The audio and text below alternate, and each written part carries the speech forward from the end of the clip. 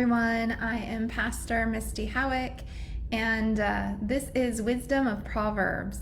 Thank you, Ian, for pointing out a couple of things yesterday as we read chapter 8 on our eighth day of doing this. One, notice that the microphone was a little low. I did increase the volume, but what that's going to mean is that you're going to hear highway noise. So just a quick apology to everyone who's watching this who might hear the highway noise outside. Now my microphone is going to pick it up. And we're reading chapters in Proverbs. We're trying to decide, can we still glean wisdom from the book of Proverbs in the Bible? Is it a dusty old book that should stay in the Bible, but not like we can pull it out, but should we not give it much attention? So that's kind of the question we're looking at as we do this Proverbs devotional during Lent. We will finish with the 31 chapters of Proverbs by Good Friday. So I hope that you will continue to journey along with us. Today we're going to look at chapter 9.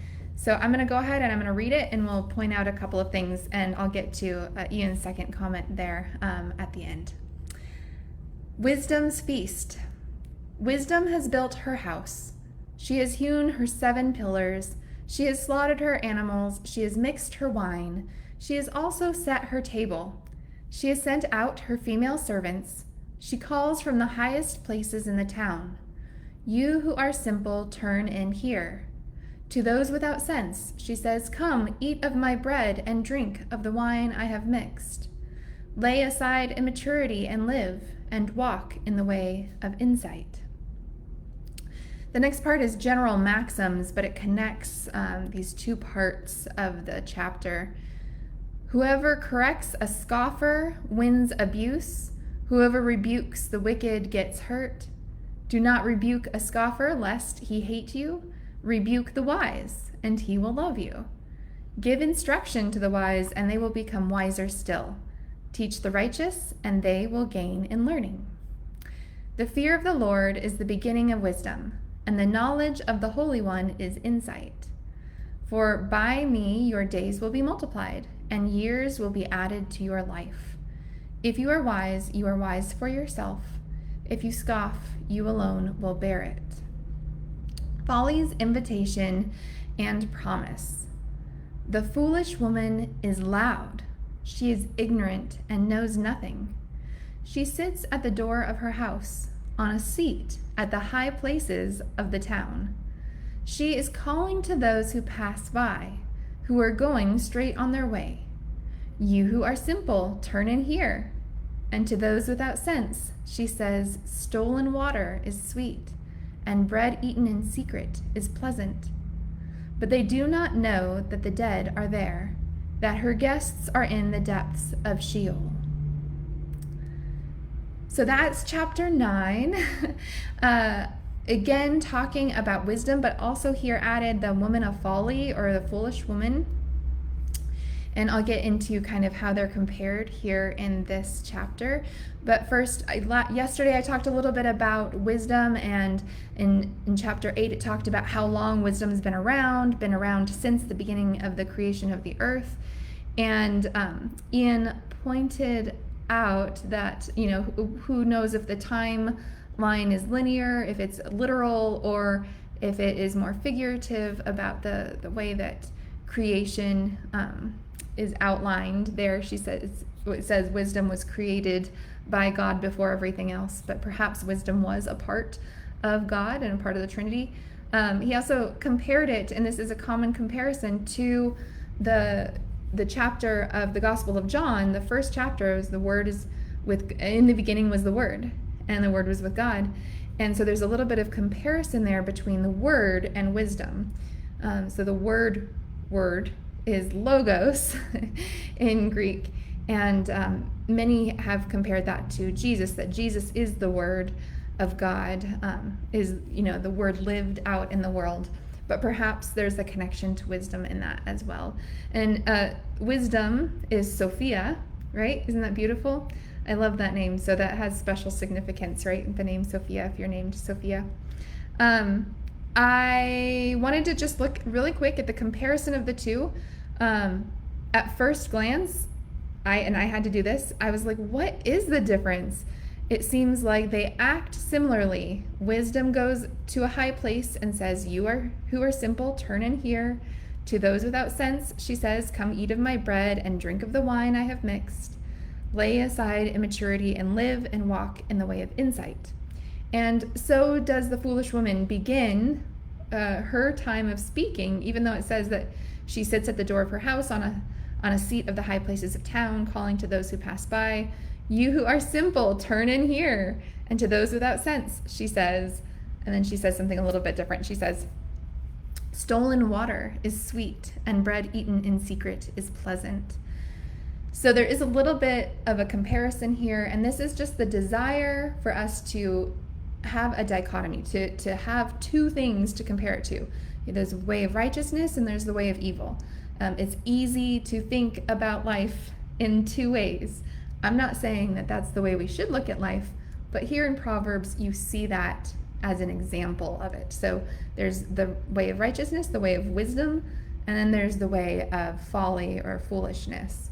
There's no other, not in this Proverbs chapter, there's no other way. It is only wisdom or foolishness. There's no middle ground. So to compare the wisdom, the woman of wisdom or wisdom is a hard worker, has prepared a place for people, is a good host, has prepared for people to come, and has worked together with her servants to go out and bring people in to walk in the way of insight. So that's wisdom. And then the foolish woman doesn't do anything but sit at her door and then calls to those who pass by and tells them how wonderful it is if they steal bread and wine and or water and they drink it in secret. So secretiveness, secrecy is good, and stealing is good, and it says that is the path of death there. So the woman who's foolish did not do anything to prepare for people and is inviting them in to drink of either stolen stuff or inviting them to go steal themselves. So very interesting part there. One other piece that I would like, or two other pieces I would like to comment on is it refers back to the beginning of Proverbs in chapter 1, verse 7. Here in verse 10 of chapter 9, it says, the fear of the Lord is the beginning of wisdom. So this is a repeat verse, and it's one that will continue to kind of come up as we read Proverbs. The fear of the Lord is the beginning of wisdom. You can say it the other way around. The beginning of wisdom is the fear of the Lord. And so they're really saying you need to respect God. You need to respect God in order to be wise. Because if you think you can do it all yourself, then you're not wise. The other thing is that one part that caught my attention was this idea of 7 pillars in the very first verse of chapter 9. I did a little research, and everyone wants to apply their own kind of thinking to the 7 pillars. They're like, is this literal?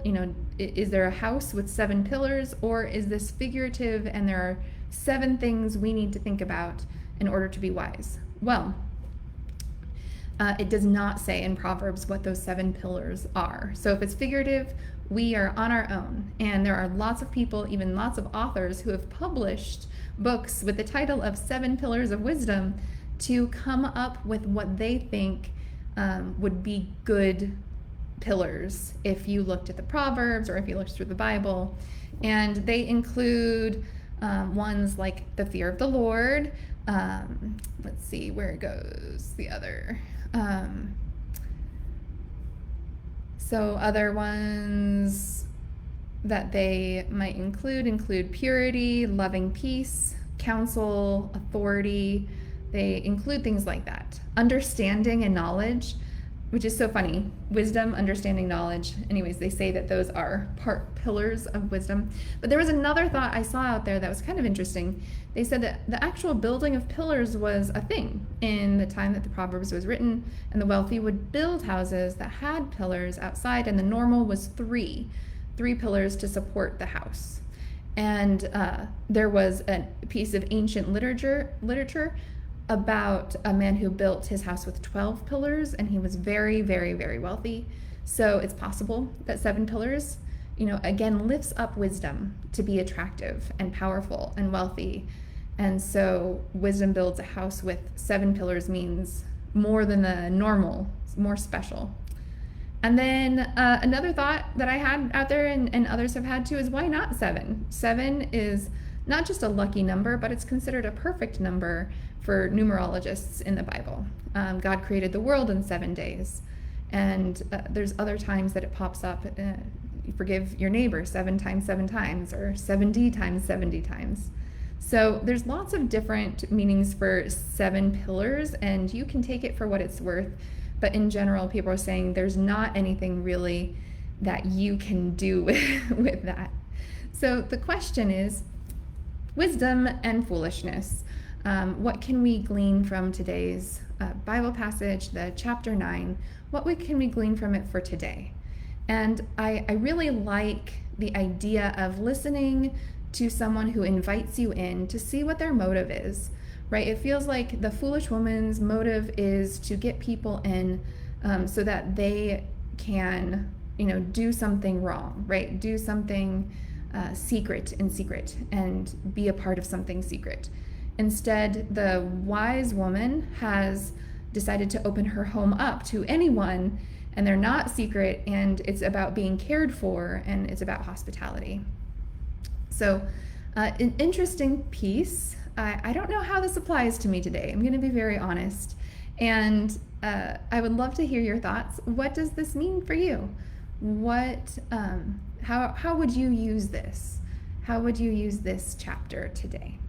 Well, I hope you all have a wonderful, wonderful day. And we will see you around 1:30, 2 o'clock tomorrow as we look at chapter 10, as we continue to look at wisdom. God bless you. Bye-bye.